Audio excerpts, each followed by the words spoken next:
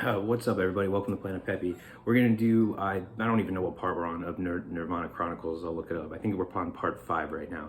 And we're gonna do all the drummers, minus Dave Grohl, because he deserves his own video. But, you know, I mean, Nirvana, they cycled through a lot of drummers. Chris Novoselic and Kurt Cobain did. They were together from the beginning, and they really kind of, you know, like really struggled to find the right sound. And you know, I mean, they were from, I think it started with Aaron Beckhart, who basically played with him when they were like literally playing in like garages, like a garage band when they were like in high school, or like when they were 20.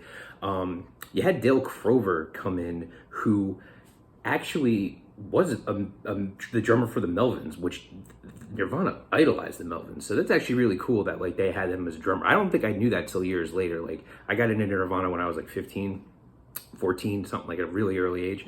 I didn't know the Melvins until a couple years later, and then I didn't connect the dots that, oh wow, they collaborated. So I thought that was kind of cool.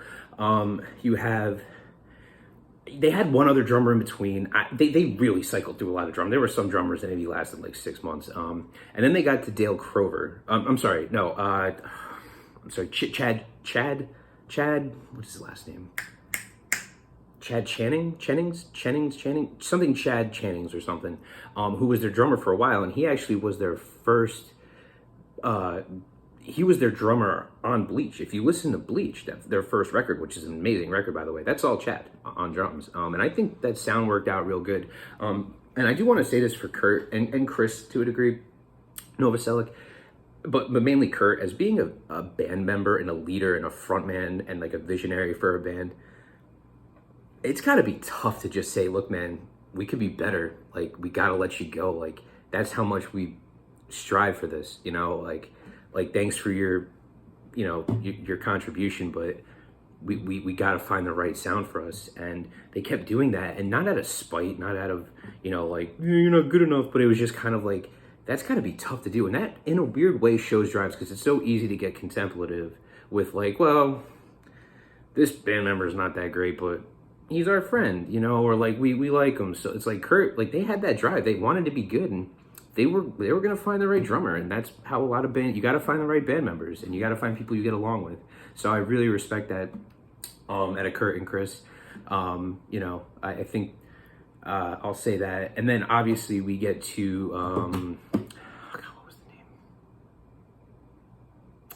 All right, so it was Chad Channings, and it was. They had like 1 or 2 other drummers. I cannot remember their names. I researched it like a little while, not even a little while ago. Like, it's not like I didn't know all this stuff in my head already, but there was like 7 different drummers. Some of them around for 6 months. It's hard to remember their names.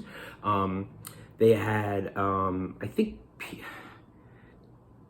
Pat Peters or something, or Dan Peters was their last drummer before they got Dave Grohl. And they got Dave Grohl.